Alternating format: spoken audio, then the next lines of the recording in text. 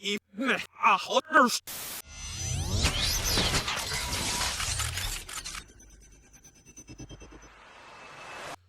up, Ragin Nation? How's it going? This is Alex, and you're watching The Road to TF5. This is Webster's. We're talking about Transformers last night. This is episode number 188, and in this episode, we're going to talk about Decepticons and marketing. The marketing machine is in full blitz right now because, wrap this around your head, there are only 2 weeks before Transformers Last Night is out in theaters.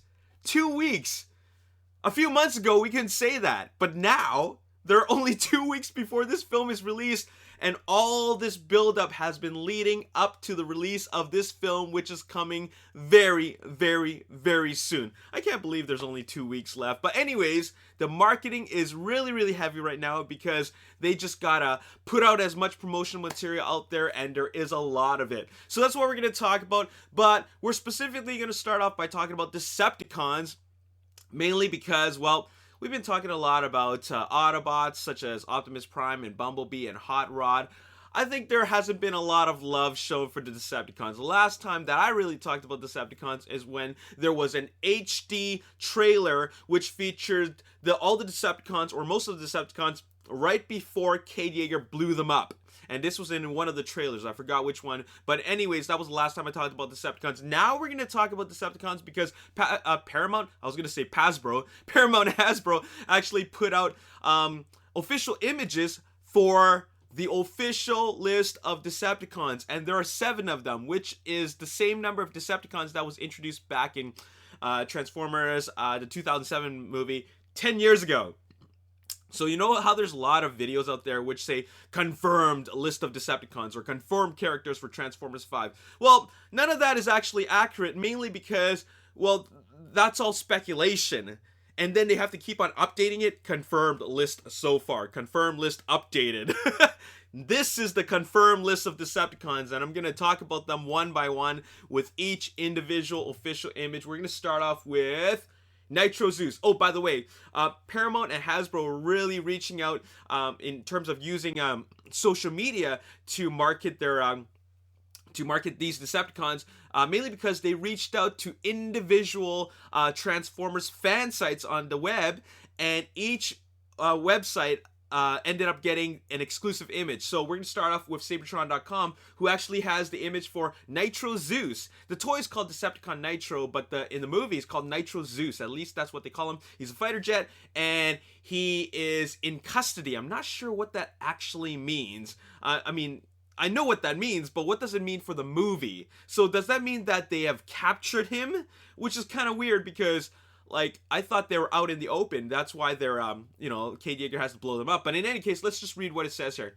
Merciless Decepticon, angered by the death of Shockwave, he blames Autobots and humanity alike. Red-Eye doubles as a scope for a shoulder-mounted, high-powered machine gun turret. Carries a vast array of weaponry, too numerous to catalog. So he's got a lot of weapons, and he's angry by the death of Shockwave.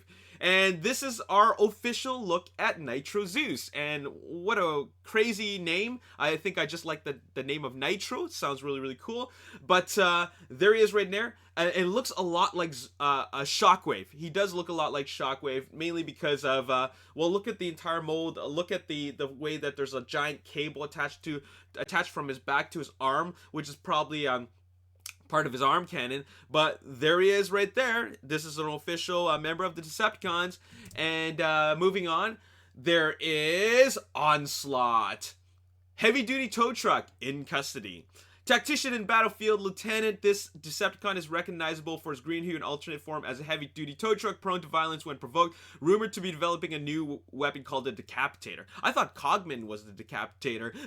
He takes out heads. But anyways, he's got this giant weapon called the Decapitator, and I'm pretty sure it's that giant cannon right there. Now, this is not a new image. This is taken straight from the trailer, so it's not exactly a new look at him.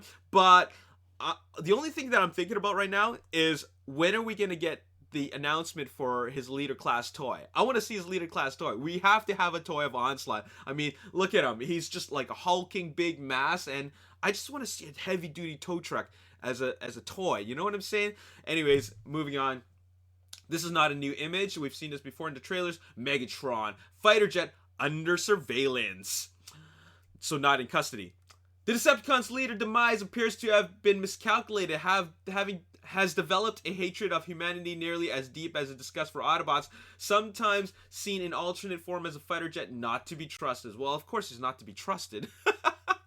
But at some point in the movie, the humans look like they need to trust him for some reason, because they're negotiating with him. But maybe this means he's not to be trusted, as in, like, he'll double-cross the humans, which isn't really a spoiler, it's just a little bit of a speculation, but, like, how can you really trust Megatron, especially when he's against the Autobots, and he thinks humans are disgusting? So, yeah, at some point in time, there's going to be some kind of double-cross in the negotiations. Okay, our first look at Mohawk. Now, this is pretty awesome. He's a motorcycle, in custody, knife-wielding, nimble Decepticon with a taste for mayhem. Alternate form is motorcycle, fiercely loyal to Megatron. Mohawk is a deadly foot soldier. And I'm just going to take a look at this image right now. And that is, he kind of reminds me of those, chomping things that fly around in Transformers Prime that Bulkhead is really afraid of. That's what he looks like. That's what his head looks like. But I'm really happy to know that, like, the Decepticons' designs are really, really out there. They're not just bug-looking like insect-looking like, or alien-looking like. They look, like, totally, like, weird. Like, sometimes they look like actual Decepticons, and by actual Decepticons, I mean the way the Decepticons look like back in the first Transformers film, like Brawl, for example. Like, I thought that he had a pretty good head sculpt, and Bone Crusher was a little bit more insect-like, but still, this is very, very different from that. Look at his eyes on the side. It makes him look more like a bug and more like a fish, like a piranha, but he's got a really cool design, and I'm looking forward to see what he looks like on film. Okay. Now, this looks like a breed of the Dreads. This is exclusive to T-Formers. This is the Berserker. Full-size SUV, released under no circumstances. Why would they release him to begin with? Possibly the most homicide of all Transformers, this Decepticon was imprisoned after leaving countless bodies in his wake with their flesh sucked dry, antisocial, impulsive, lacking in empathy and conscience. In short, a complete sociopath not to be trusted under any circumstance. Do not transport without proper restraint procedures. So this is one of the Berserkers, or rather, he's like the 4th or 5th Berserker, because, we saw, or not Berserker, Dreads. He's part of the Dreads. He's one of the 4th or 5th Dreads. Of course, there was Crankcase, Crowbar, and Hatchet. And, well, here's Berserker. He's an SUV, just like the other Dreads. And they classify him as being really, really dangerous. Well, aren't all the Decepticons dangerous? And here is Barricade. He's under surveillance. Police cruiser. A ruthless assassin and foot soldier. Barricade wields thundering missiles. He's got missiles now? Most effective weapon may be his police vehicle form, which he uses to gain the trust of others before destroying them. Wait a minute. We already know that he's a Decepticon, as we've already seen him 10 years ago. So at least, Nest, Sector 7... Cemetery Wind, or TRF, they should at least have records showing that, identifying that this police car, which looks just like this, is a Decepticon. So I don't think he's gonna be able to gain the trust of anybody at this point. Okay. Anyways, the last one is also a member of the Dreads. This is Dreadbot. He's even got the word in his name. Dreadbot. So not Hooligan. He's not Hooligan. He's Dreadbot. He's a van bus. And what's up with the Christmas lights on the left side of him? In custody, incarcerated for bank robbery. What does he need money for? After leaving 9 dead and money untouched. Okay, so he left and money untouched. But what is he doing in a bank? Trying to look for Energon or Republic credits? Wrong movie. His massive frame slices through walls and defends himself against virtually all known ammunition. Wields a distinctive Cybertronic firearm that obliterates its target. This was exclusive to TF5.com. So he wields a distinctive Cybertronic firearm that obliterates its target. Wait a minute. Don't all Decepticons wield a Cybertronian firearm that obliterates their target? Okay.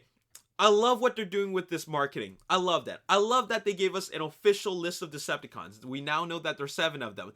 And I love that they actually put in an effort to give these guys profiles.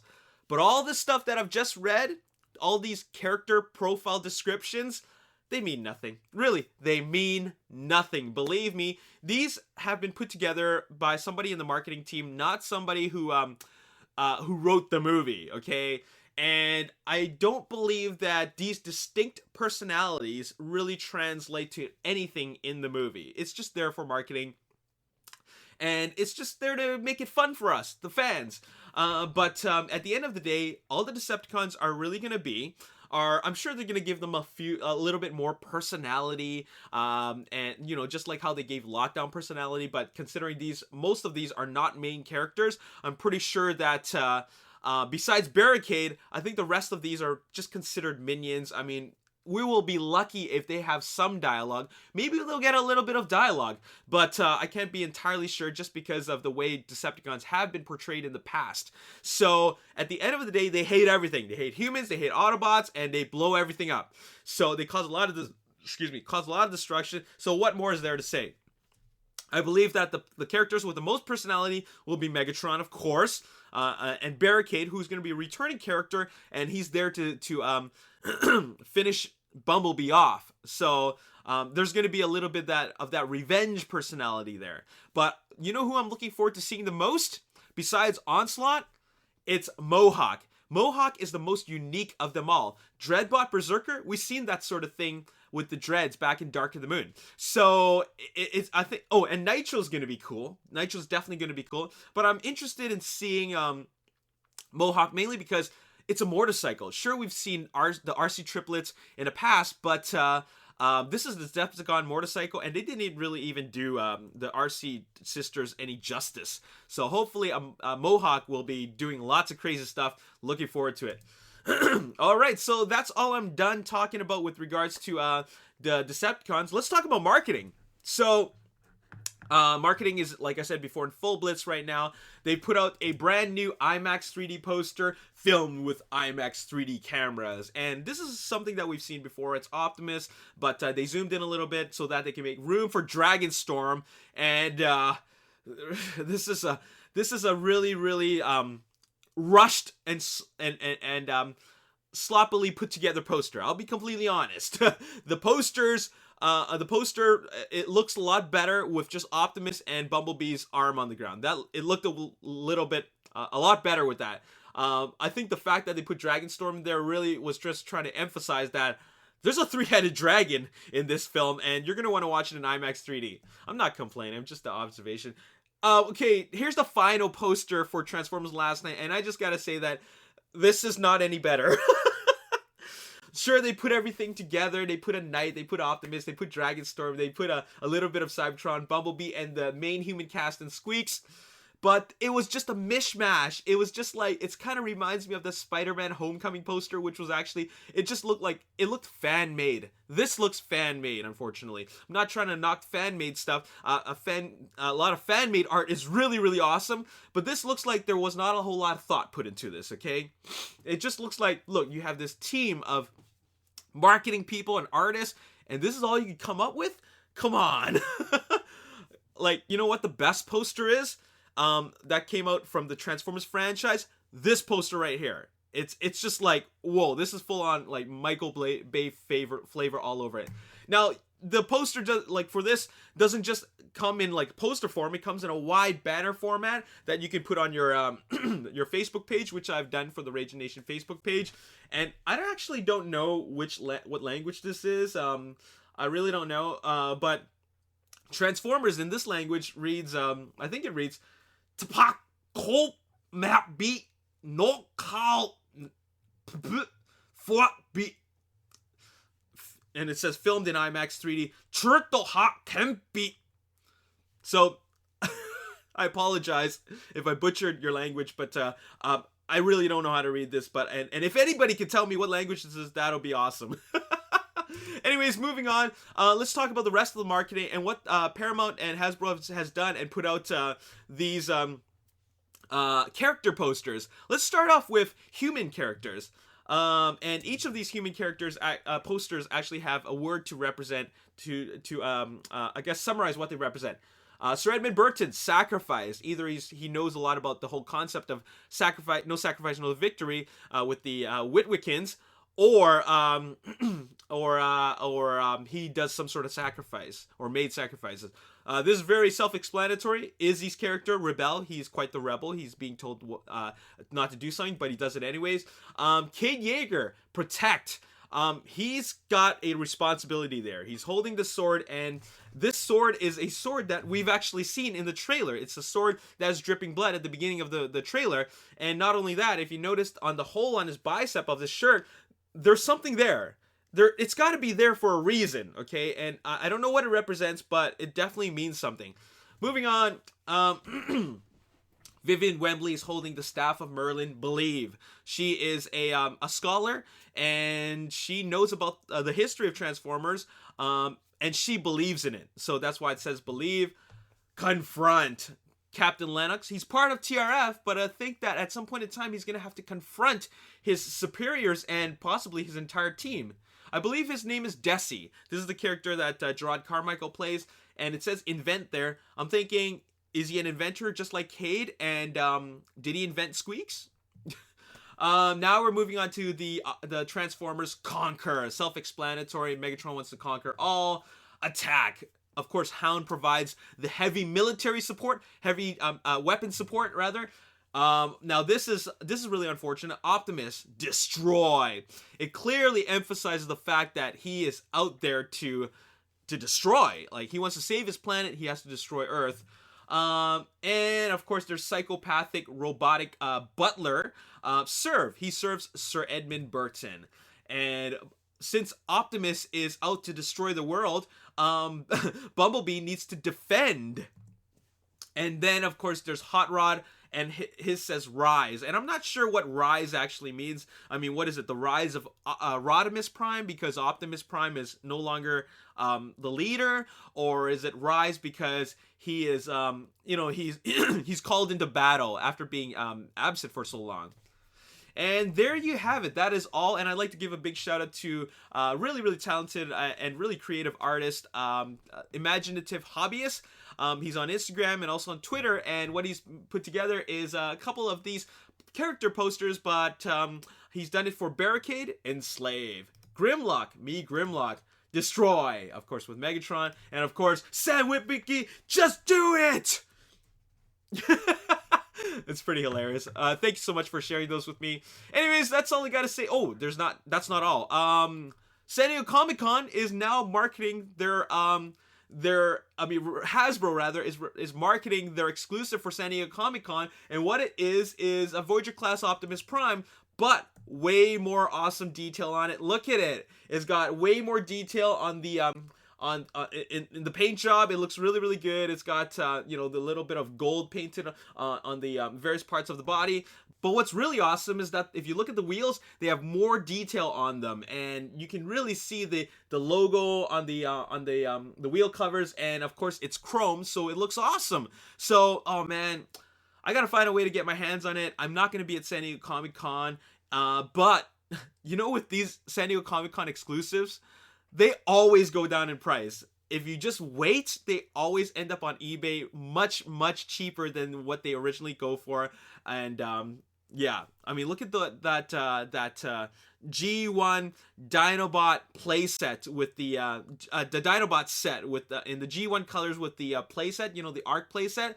I mean, that doesn't go for very much money anymore. It doesn't cost what it used to cost, and it seems like it's not a really big deal anymore. But anyways, that's all I gotta say in this episode. I just want to give a big shout out to the fans who've been kneeling before Optimus: Caden Elam, David Carranza, CJ Junt, the Manly Nerd, Emmanuel Fonseca, James McKay, Mavic Maston, Minecrafter Nicholas Denard, Oshawott 31402, Paul Aragon, Scarf Bricks, and Cisco V.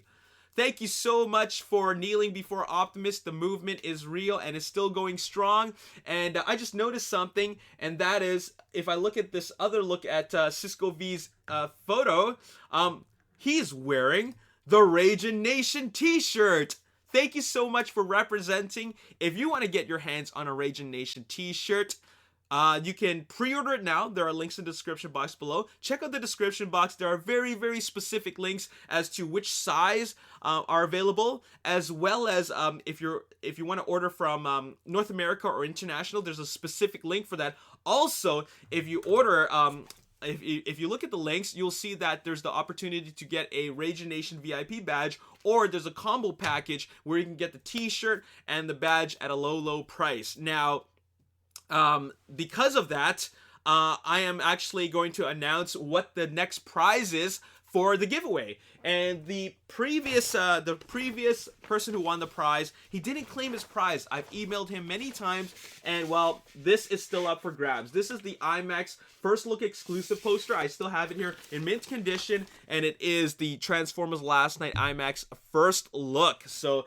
this is available for grabs as long as you are the winner of the Ragin Nation VIP prize giveaway. There's a badge number. There's a badge number here, and then that badge number is your exclusive number. If I call out your number, then you win the prize, and then there will be more prizes to give away. We're getting closer to the release of the film, so therefore, you know, I want to do more prize giveaways to really make this really exciting. I have another prize for Ragin Nation VIP members after the first poster is given away. You're gonna love this. Whoa, that was loud. Okay, this is an unofficial poster. It's actually a cloth poster. This isn't even paper. This is like some kind of cloth material. But check this out. That is one of the knights. It's a huge poster, and you're gonna want this on your wall. They have been here forever. So yeah, there you have it. It's pretty awesome, actually.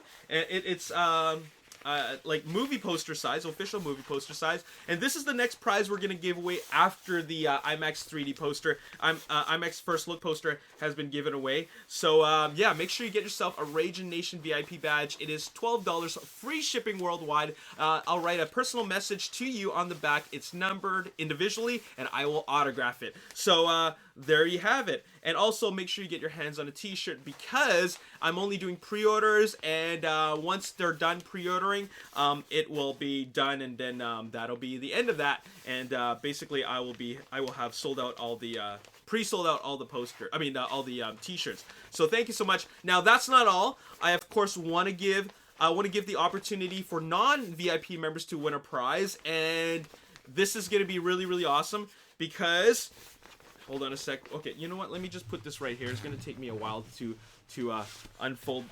roll this back up. Okay, I'll just put this right here. Okay, so what I have here is something really awesome. Okay, so these were sponsored by Western Star, and this is an official poster for Transformers Age of Extinction. Okay, it's official because it is double-sided, and of course this was sponsored by Western Star. And these are the posters, the one sheets that were shown at the theaters. And the reason why it's double-sided, and I just learned this recently, is because it's reversed. It's got a reverse image on the back because they put them in the frame, which shines light through them. And once you shine light through them, first of all, they're well lit, and also the image won't be distorted from the reverse image. So that's why they're double-sided, because if you look on the opposite side, the lettering is actually reversed. So there you have it. Now, how do you win this? Well, a lot of you are already on your way to possibly winning this. So you know how you guys have been tweeting at me with kneel before Optimus, the images of the photos where you kneel before Optimus? You guys are now contestants for this prize. All you got to do from this point on is get as many likes as you can on your photo. So if you have a huge network on Facebook, make sure you share with them your image, your photo, get them to like it, and you can win this. All right, so this is the prize that I'm giving away to non-VIP members. Okay, so you're definitely gonna want to get your hands on that. And there you have it. So once again, thank you so much to everybody who has been so supportive at the Ragin Nation. The movement is strong, and I'm just really happy that you guys are are a part of the Ragin Nation and really supporting what I do. Thank you so much to everybody who has been purchasing the t-shirts. The response has been really overwhelming, and you guys really help me out a lot and support this channel. There you have it.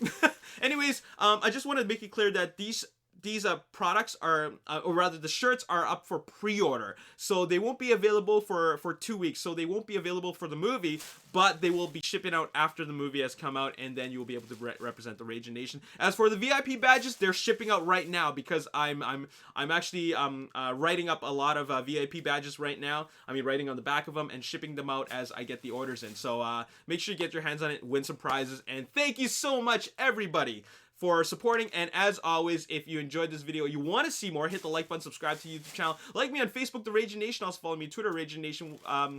My name is Alex Yu. Thanks for watching. I'll see you next time. Peace. But Bumblebee, Transformers Universe Bumblebee, will definitely be set in a more it's got a more younger tone to it. And Bumblebee